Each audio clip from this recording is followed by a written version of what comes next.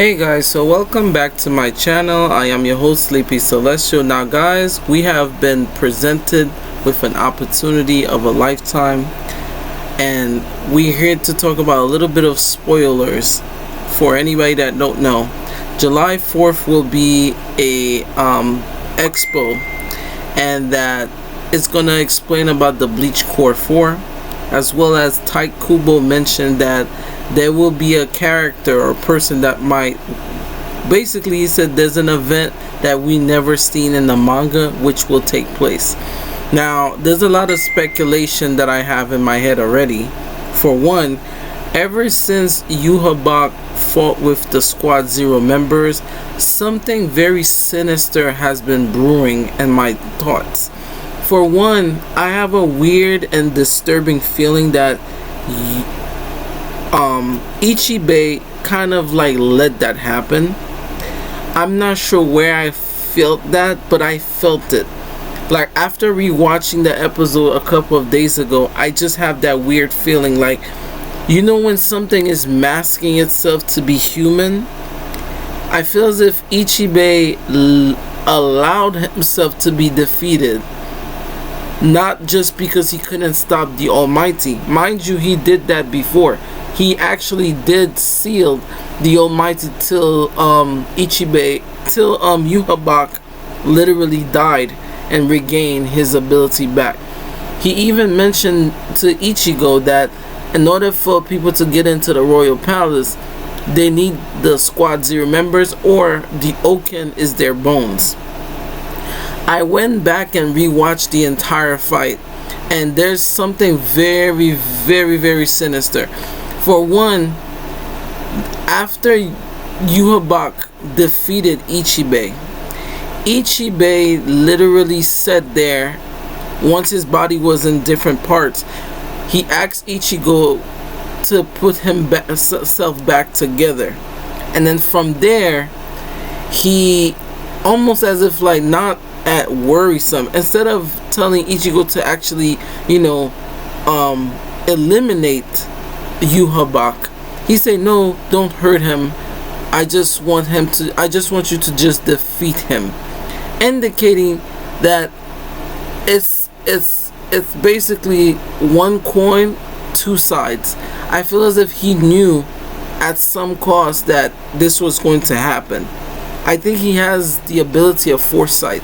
Ever since he released Ichimonji and Shirafude, both of his ability which is able to erase as well as create new names.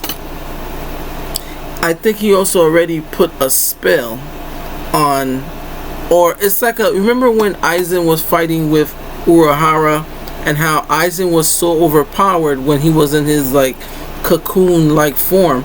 Urahara put this seal spell inside of the wrist of Aizen, and when Aizen went to all of those transformations, and then Ichigo did the final Getsuga Tensho on him, that's when the seal that Urahara puts in then started activating, thus sealing Aizen and binding him instead of him progressing to transform.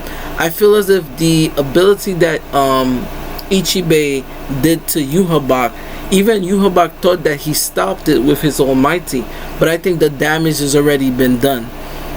I think the precursor to that ritual ability that he was doing, the funeral Tensai Fuel, that ability also allowed him to create 1,000 knights, which will basically cause Ichibea's body to never reincarnate. But I think because he found an opportunity for Ichibea to be the new vessel, I think Ichibea kind of saw something that us didn't see. And I think when they release Core 4, like more detail on it, we might see that all of the Squad Zero members come back instead of after the fight. I have a weird feeling they all might come back and try to fight Ichibea. And because there's no, and here's the crazy thing, because there's no Soul King right now, the Soul King got absorbed, and Urahara is literally, Ukitake is literally the one that's keeping the Soul Society at bay, but then his He's getting absorbed by Yuhabak. Mind you, Ukitake haven't really dissipate yet.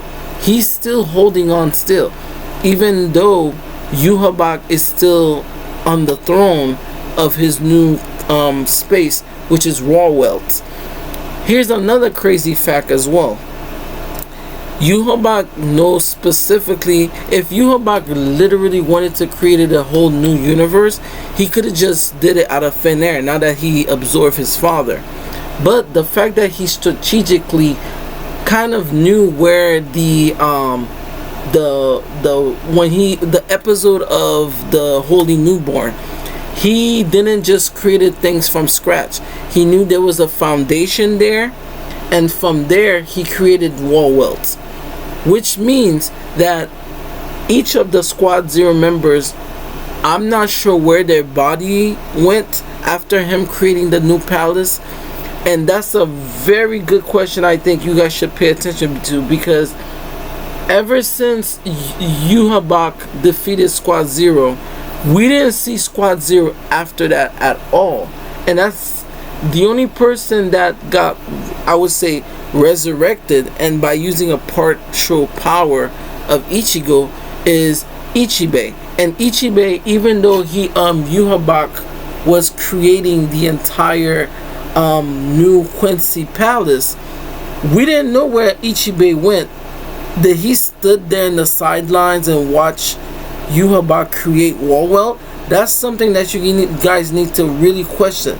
Where was Ichibea when Yuhabak was creating the new Rawwelt? Because by that time when Ichigo arrived and tried to stop him, and the Soul King got split in two, there's a lot of speculation and plot holes that I think Core 4 is going to either fix or extend, because Ichibea is very sketchy to me.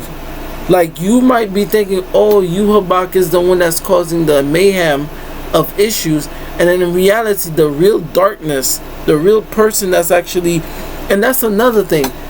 If the new Soul King is then Yuhabak, who is now speaking for the Soul King now? Because if Yuhabak, like I mentioned in the manga, spoiler alerts, Yuhabak becomes the new Soul King, the new cornerstone of the three world. So does that mean that they take, how would I say this? They take commands from Yuhabak, and can Yuhabak communicate due to the fact he's down the Soul King? Like, there's a lot of speculation here that I think Core 4, when they release the expo on the 4th, those are questions that I'm definitely gonna be, proposing at you guys, because there's a lot of creepiness happening with Squad Zero, and there's a lot of things that I feel like they could have went all out. They could have went a lot of things, but I feel as if it's like Ichibea kind of like held back Squad Zero. So in reality, to give you guys a better scope and understanding of what I'm saying, I feel as if whatever they have planned for the future for Squad Zero, I think they're gonna get the ability to literally show all of their bunkais.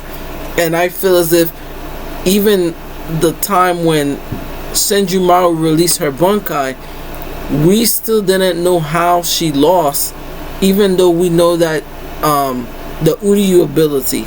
But at the same time, she kind of like she put a needle behind Uryu's head. Maybe it was she insert a part of the DNA of the Soul King, and that's how he got the Mimihage symbol. Like, there's a lot of things I've been speculating, and I hope you guys are gonna enjoy that. But like I said, guys, let me know what you guys think.